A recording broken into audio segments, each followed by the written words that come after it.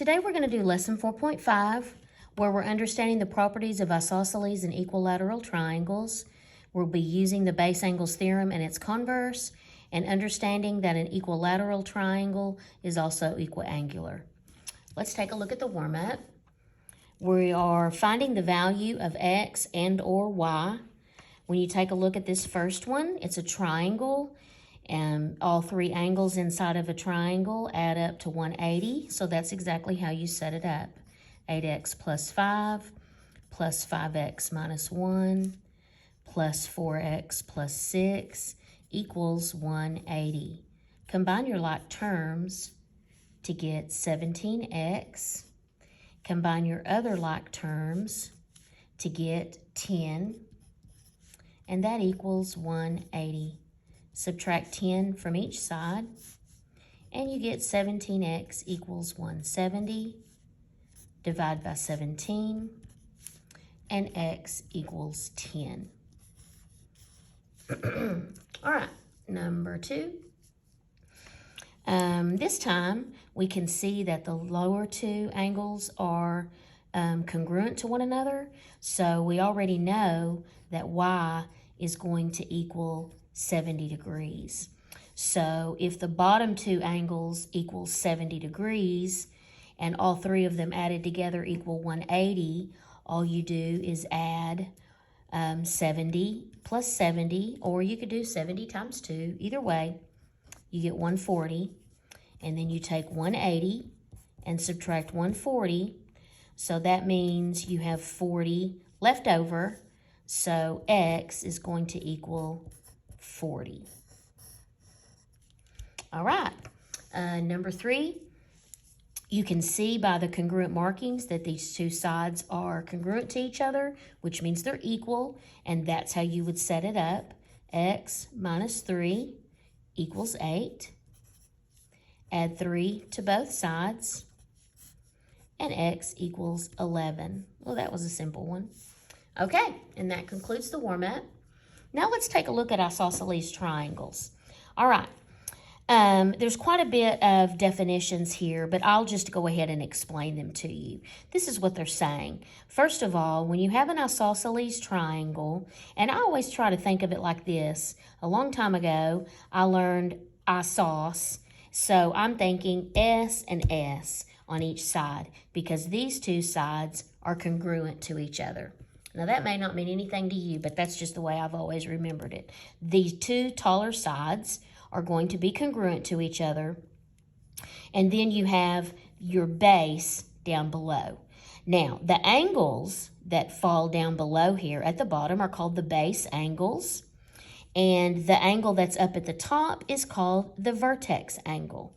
These two sides that are congruent to each other, those are called legs.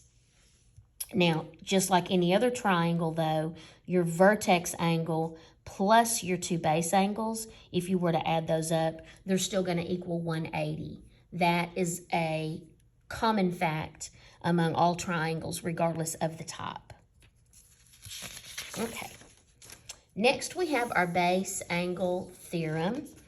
And what the base angle theorem states is simply that the base angles of an isosceles triangle are congruent, okay? So that's just telling you anytime these two sides are congruent to each other, that lets you know that it's an isosceles triangle, and then it also lets you know that these two angles below here are also going to be congruent to each other. Excuse me. Okay, now I'm just going to move on just a little bit. You also have an isosceles triangles theorem, and that states that the angle bisector of the vertex angle in an isosceles triangle is also the perpendicular bisector of the base. And it says, note, this is only true of the vertex angle. Now, that's awfully wordy, but this is what they're saying, and I'm just going to sketch it for you. May not be exactly perfect. You guys know how I draw, but let's just say this is my isosceles triangle. I know that because these two sides are congruent to one another, okay? And what they're saying is the angle bisector, in other words, Here's your angle. So the angle that comes right down through here, that says that it's also the perpendicular bisector of the base. So in other words, when you bisect the angle, you also have a 90-degree angle down here, which means this angle over here would also be 90 degrees. That's what that theorem is stating. Kind of easier to understand when you see a picture. Okay, so for example number 1, it says, which two angles are congruent? So you can tell by looking at this that these two sides are congruent with each other. And if you need to turn it sideways to help you see it, okay, then that lets you know that these two sides are congruent. Therefore, it's an isosceles triangle, and these two angles are going to be congruent with each other. So angle S is congruent to angle U. Okay, example number 2. If an isosceles triangle has base angles with measures of 47 degrees, what is the measure of the vertex angle? So here it shows you the diagram. Now you guys know all 3 angles added up equal 180. So you would take 47 and add 47, and that gives you 94. And then you take 180 and subtract 94, and you get 86. So your vertex angle would be 86 degrees. Now, you can always check your work, and I've told you guys this before. If you know that this one is 86, if you want to check, and I'll write that on here just for the sake of, if anybody sees these notes, 86 plus 47 plus 47, 0, 2, yep. That's going to equal 180, so then you know you're correct. So there is a way that you can check your work on that. All right, example number 3.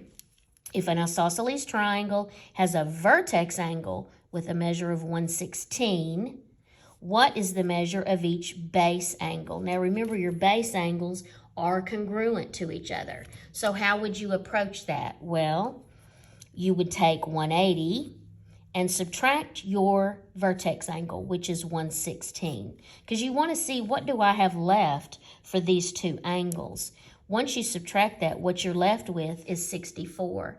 And since you know that these two angles are congruent to one another, you would simply divide by 2, because you want 2 equal parts, and that would give you 32.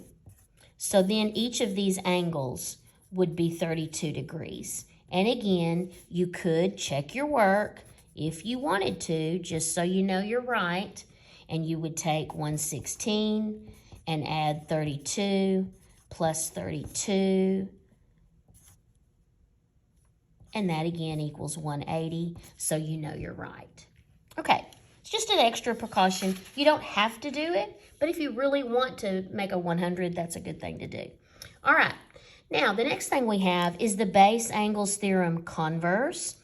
If two angles in a triangle are congruent, then the opposite sides are also congruent. Now, this is what this is saying.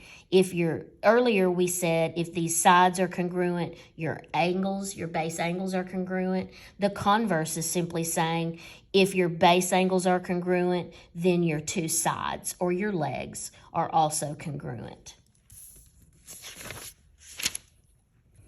Okay.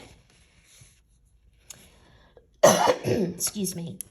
All right, you also have an isosceles triangle theorem converse, and this states the perpendicular bisector of the base of an isosceles triangle is also the angle bisector of the vertex angle. Now, that's exactly the converse, okay, or switching of what I said earlier. So they're saying when you bisect the base, okay, which means you go directly in the middle to bisect it. That means putting it into 2 sections. And then you go straight up with it. It also is your angle bisector of angle DEF, or your vertex angle.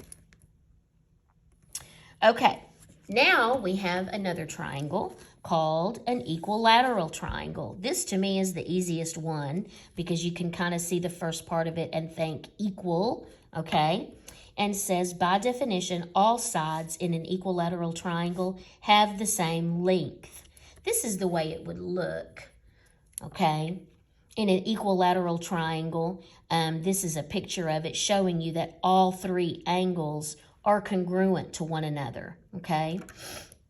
And all three sides are congruent to one another. That's what an equilateral triangle says. And it states all equilateral triangles are also equiangular, okay? Also, all equiangular triangles are also equilateral. So that just simply means when it looks like this, if all three angles are congruent to one another, then you need to know that all three sides are congruent to each other.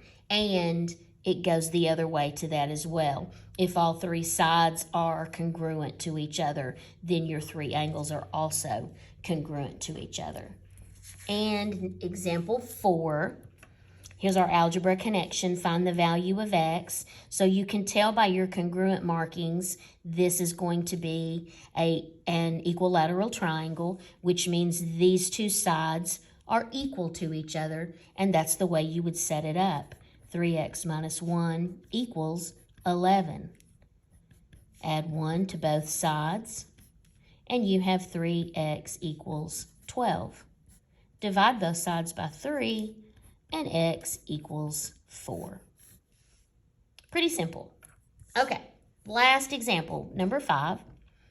Find the value of x and the measure of each angle. So you're going to find x, and then you have to go back and plug it in to find the measures of both of those angles. So when you look at your diagram, you can tell by the congruent marking that these two angles are congruent, which means they are equal, and that's the way you would set it up. 4x plus 12 equals 5x minus 3. Subtract 4x from both sides, and you have 12 equals x minus 3. Add 3 to both sides, and x equals 15. Now you need to go over here and plug that in. So you would put 4 times 15 plus 12, and that is going to give you 72. And then for this one, it would be 5 times 15 minus 3, and that also equals 72. Now you should get the same thing because they're congruent to each other. And that concludes our lesson.